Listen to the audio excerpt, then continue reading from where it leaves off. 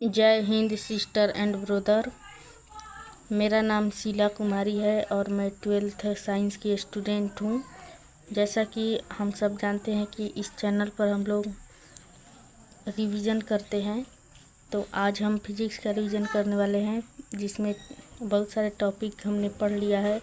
Coulomb का नियम, किसी एक बिंदु है उसके कारण वैद्युत क्षेत्र की तीव्रता, अक्षीय स्थिति में वैद्युत क्षेत्र की तीव्रता, निरक्षीय स्थिति में वैद्युत क्षेत्र की तीव्रता पढ़ लिए हैं। और आज का टॉपिक है एक समान बाह्य विद्युत क्षेत्र में द्विध्रुव पर स्थानांतरीय बल। और एक और टॉपिक है स्थानांतरीय बल आघूर्ण। इस टॉपिक को पढ़ने के बाद फिर दूसरा टॉपिक वहीं पढ़ेंगे। तो चलिए स्टार्ट करते हैं एक छोटी सी मुस्कान के साथ। तो इसको सिद्ध करने के लिए सबसे पहले बनाना होगा एक समान वैद्युत क्षेत्र। वैद्युत क्षेत्र इस प्रकार से इधर रेखा ड्रॉ कर लेंगे। ये रेखा हो गया और इधर कोई एक और रेखा खींच लेंगे। इसको मान लेते हैं कि ए है, ये बी है और ये इधर लगता है, इधर एक बल लगाता है, इधर F1 बल लगाता है और ये जो है इधर इसके विपरीत दिशा में, वैद्युत क्षेत्र के विपरीत दिशा में एक बल लगाता है, यानी इसको मान लेते हैं F2। ये हो गया +Q1 और ये हो गया -Q। और इन सब के आते समय यहाँ पर एक थीटा कोण भी बन रहते हैं, यहाँ पर हम थीटा को भी ड्रॉ कर लेंगे। ये हो गया और इसके बीच की दूरी क्या होती है, 2L होती है, 2L। ये इसको P मान लेते हैं। ओके, ये हमारा चित्र बन चुका है और फिर इसके बारे में यहाँ पर लिखते हैं। मतलब ये यहाँ जो चित्र बनाया हुआ रहता है उसी को यहाँ शब्दों में लिखना होता है। तो चलिए लिखते हैं। यहाँ पर लिखेंगे कि माना कि चलना क्यों नहीं चल रहा है, माना कि एक समान वैद्युत क्षेत्र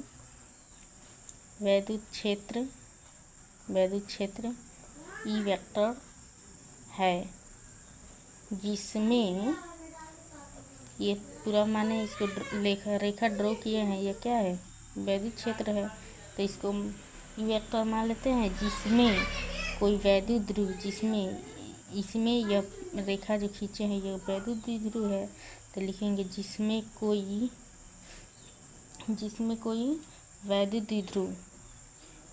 कोई वैद्युत द्विध्रुव थीटा कोण, या जो खींचे हैं या थीटा कोण बनाए हुए हैं, वैद्युत ध्रुव थीटा कोण बनाए हुए है, वैद्युत द्विध्रुव के, और लिखेंगे वैद्युत द्विध्रुव के +Q, यह +Q है, इस +Q आवेश के कारण इस आवेश पर वैद्युत क्षेत्र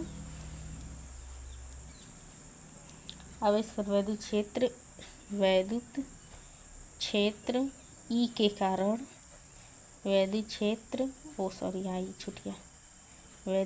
E के कारण वैद्युत क्षेत्र E के कारण लगने वाला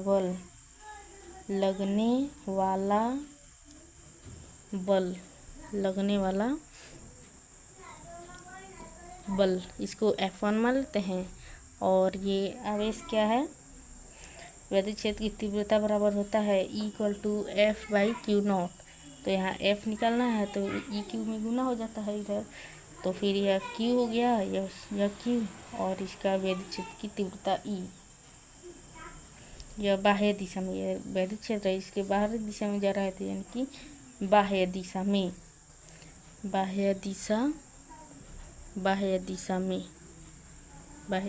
हो गया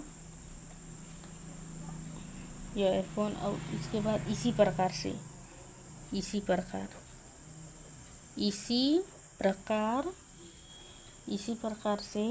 -Q आवेश के कारण, इसी प्रकार से -Q आवेश आवेश पर लगाने वाला बल, लगा बल,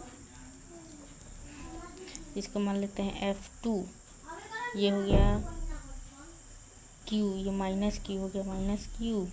अब वैद्युत तीव्रता E, तो ये हो गया, ये हो रहा है विपरीत दिशा में। यह जो है ये जाना चाहिए इधर, लेकिन इधर हो रहा है, तो हो गया वैद्युत क्षेत्र के विपरीत दिशा में, वैद्युत क्षेत्र के विपरीत दिशा में, विपरीत दिशा में हो गया। अब इस पर कार्यरत बल निकालेंगे। अब लिखेंगे यहाँ पर द्विध्रुव पर कार्यरत नेट बल यानी परिणामी बल, कुल बल यही होता है। और कुल बल निकालने के लिए क्या करता है, सभी बलों को जोड़ना पड़ता है। तो यहाँ लिखेंगे F बराबर, यह F1 और ये F2 को जोड़ना पड़ेगा, F1 प्लस F2 हो गया। और F का परिमाण क्या है, QE है, QE दे दे एक प्लस, F2 का क्या है, माइनस QE है। फिर इसको सॉल्व करेंगे, क्या होगा, QE और ये प्लस माइनस माइनस, तो माइनस हो गया QE। अब ये सेम है, ये तो ज़ीरो हो गया।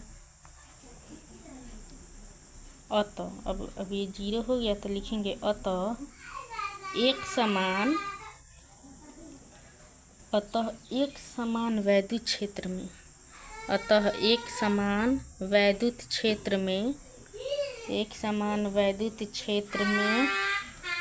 अब यहाँ पर लिखेंगे एक समान वैद्युत क्षेत्र में द्विध्रुव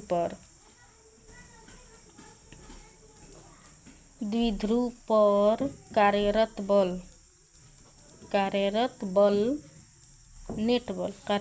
नेट बल क्या होता है, शून्य होता है। अतः लिखेंगे इस प्रकार वैद्युत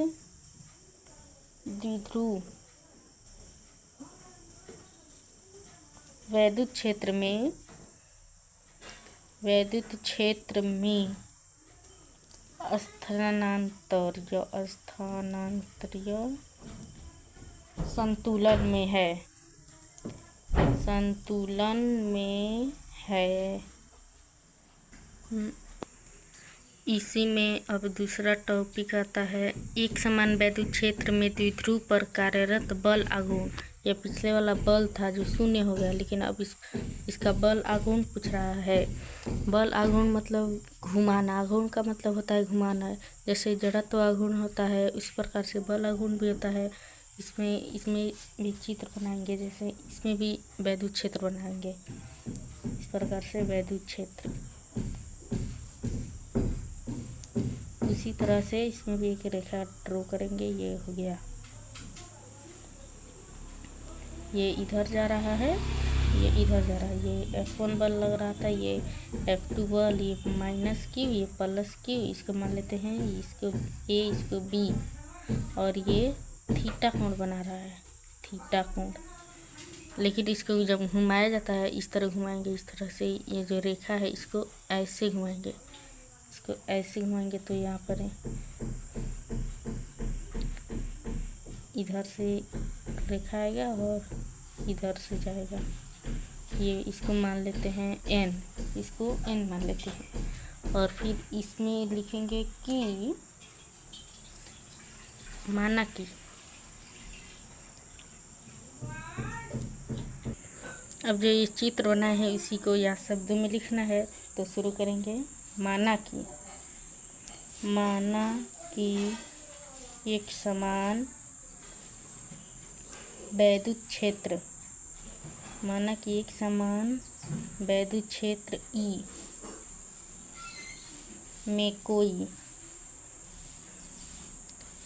E में कोई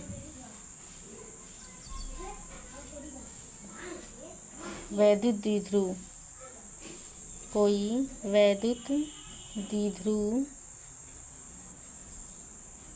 कोई वैद्युत द्विध्रुव, वैद्युत द्विध्रुव P थीटा कोण बनाए हुए है, थीटा कोण बनाए हुए है, बनाए हुए है, बनाए हुए है। चूँकि एक समान वैद्युत क्षेत्र में, चूँकि एक समान वैद्युत क्षेत्र में, एक समान वैद्युत क्षेत्र में, कि एक समान वैद्युत क्षेत्र में द्विध्रुव पर, द्विध्रुव ये जो ये भी माने हैं यही द्विध्रुव है, तो यानी एक समान वैद्युत क्षेत्र में द्विध्रुव पर लगने वाला बल, लगने वाला बल F1, ये F1 तथा F2 समान है।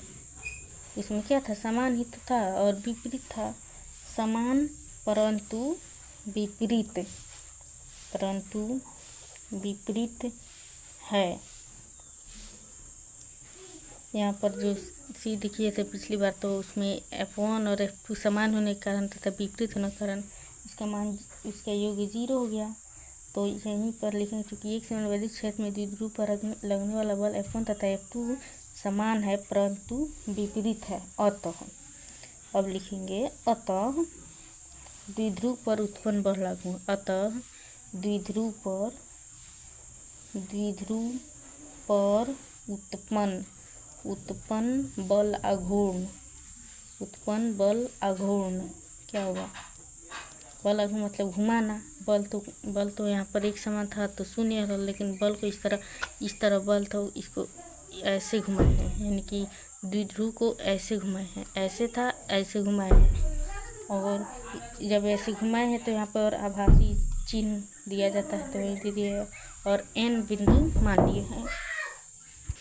यहाँ पर उत्पन्न बल आघूर्ण को ज्ञात करना है। यहाँ पर दोनों बल लग रहा है कि F1 लग रहा है कि F2 लग रहा है, समान है विपरीत है, और इसी पर बल आघूर्ण निकालना है। तो इन दोनों में से किसी एक को ले लेंगे ना, और उसका गुणा इसके लंबवत दूर से, ये जो यह B है और ये N है, तो ये क्या है, इसका लंबवत दूरी है, इसको गुणा करेंगे तो बल आघूर्ण निकल जाएगा। तो लिखेंगे अतः द्विध्रुव पर उत्पन्न बल आघूर्ण क्या होगा, किसी एक बल का परिमाण, किसी एक, यहाँ पर लिखना है किसी एक बल का परिमाण, किसी एक बल का परिमाण गुना दोनों के बीच लंबवत दूरी, इसके बीच लंबवत दूरी ऐसे होता है, तो यहीं BN है, इनके दोनों के बीच लंबवत दूरी, इस किसी एक बल का परिमाण यानी F1 ही, और गुना ये दोनों बीच की दूरी क्या है, BN है, तो BN, F1 का परिमाण क्या है, Q × E, और BN का यानी कि ये 2L है, 2L होगा, ये हो गया 2L, और यहाँ पर थीटा कोण लग रहा है, यहाँ होगा QE, इस पर होगा QE और 2L होगा ना, 2L साइन थीटा हो गया। अब यहाँ पर समझते हैं कि यहाँ पर साइन थीटा कैसे आया। देखिए ये चित्र और ये चित्र दोनों समान लग रहा है, उसी चित्र को हम रफ में समझते हैं कैसे यहाँ पर साइन थीटा हुआ। देखिए यहाँ पर ऐसे है, यहाँ पर ये क्या बोलते हैं, समकोण त्रिभुज है, यहाँ पर थीटा कोण बन रहा है, यानी कि यहाँ पर बन रहा है थीटा कोण, और ये है कर्ण, ये है लंब, इसका मान ज्ञात करना है। तो कैसे निकालते हैं, होता है साइन थीटा बराबर क्या होता है, साइन थीटा बराबर होता है P/H। यहाँ P क्या है, P है 2L यहाँ पर, यानी 2L, और यहाँ पर क्या है, BN है, यानी BN, इसके बीच की लंबवत दूरी क्या है, BN है। अब ये साइन थीटा को कोणीय गुना करेंगे तो इसको इस यहाँ गुना करेंगे तो होगा BN sine theta 2L/BN BN।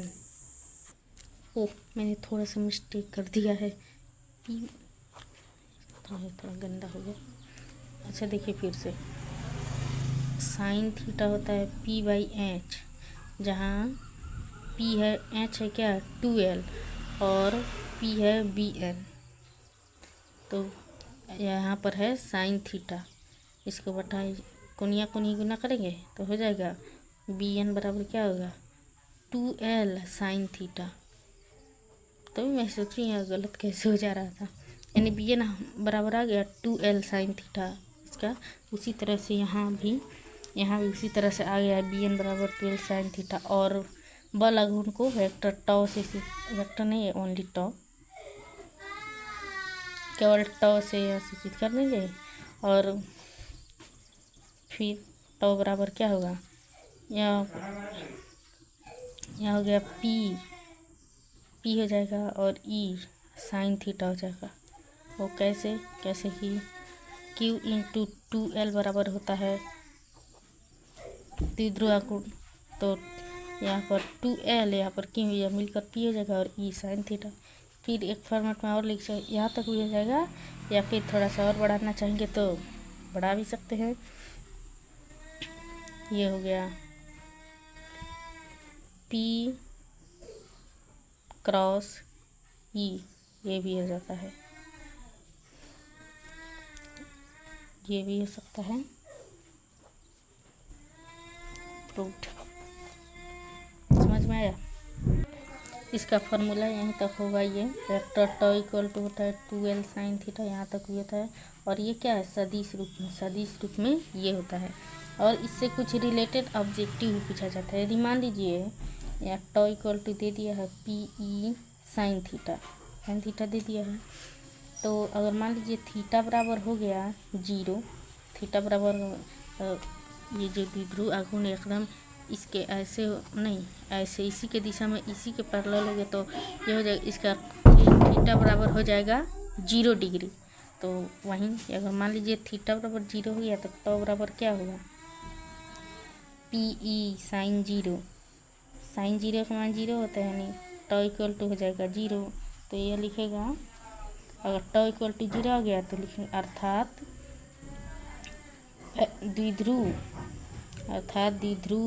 द्विध्रुव है, वैद्युत क्षेत्र के समांतर है, वैद्युत क्षेत्र के समांतर है।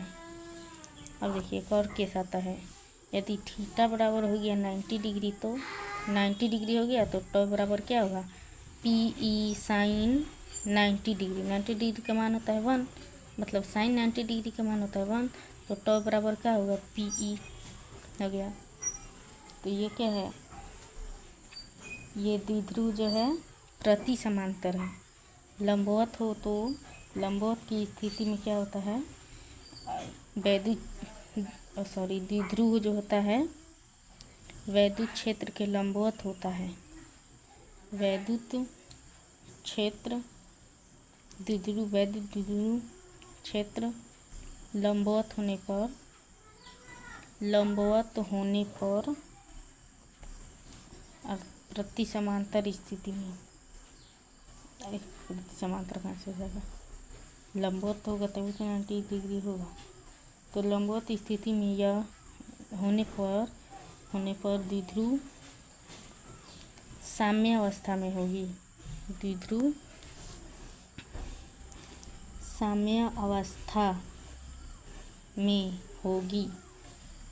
अगर मान लीजिए अगर थीटा बराबर 180 डिग्री हो गया, ये वैद्युत क्षेत्र है, और यह जो द्विध्रुव आघूर्ण खींचे थे वह ऐसे ना होकर ऐसे होगा, यानी कि इसके घुमाते घुमाते इधर ला दिए, यानी कि ये एंटी पैरेलल हो गया, यानी कि इसका मान क्या होगा 180 डिग्री। तो PE बराबर क्या हो जाएगा, 180 डिग्री का मान होता है 0, तो टॉ इक्वल टू हो जाएगा 0, टॉ बराबर 0 होगा। तो यहाँ पर कोई प्रति समांतर स्थिति हो जाएगा, तो यहाँ पर द्विध्रुव भी साम्य अवस्था में ही होगी। नहीं, थीटा बराबर 180 डिग्री होने पर ये समांतर होती है, और थीटा 90 डिग्री होने पर पीई जो होता है यह अधिकतम मान हो जाता है, यानी द्विध्रुव का अधिकतम मान पूछेगा तो अगर थीटा बराबर 90 डिग्री होगा तो बल आघूर्ण जो होगा सबसे अधिकतम होगा, यानी अधिक द्विध्रुव पर अधिकतम बल आघूर्ण होगा, अधिकतम बल आघूर्ण होगा, यानी थीटा बराबर 90 तो द्विध्रुव पर सबसे अधिकतम बल आघूर्ण होगा। बस इतना ही। उम्मीद करती हूँ आप सबको यह भी अच्छा ही लगा होगा। कमेंट करके ज़रूर बताइएगा कैसा लगा। तब तक मिलेंगे किसी नेक्स्ट वीडियो में। तब तक के लिए जय हिंद, जय भारत।